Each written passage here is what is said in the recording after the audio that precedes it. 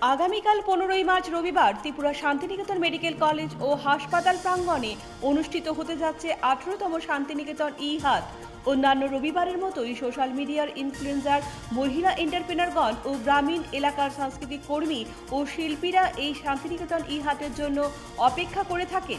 March মাসের শেষ সপ্তাহে সোশ্যাল মিডিয়া ইনফ্লুয়েন্সারদের নিয়ে অনুষ্ঠিত হতে যাচ্ছে সোশ্যাল মিডিয়া ইনফ্লুয়েন্সার মিট 2026।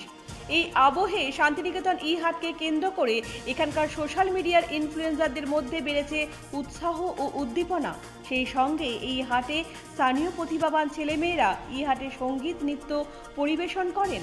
ই-হাটে গ্রামের পুরুষ মহিলারা নিজেদের উৎপাদিত জিনিস হাটে বিক্রি করার সুযোগ পায়।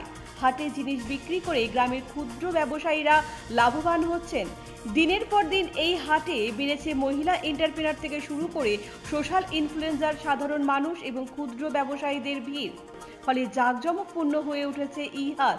হাটে মহিলা এন্টারপ্রেনার থেকে শুরু করে সোশ্যাল ইনফ্লুয়েন্সাররা কন্টেন্ট ক্রিয়েট করে আর্থিক দিক দিয়ে নিজেদের স্বনির্ভর করে তুলেছে।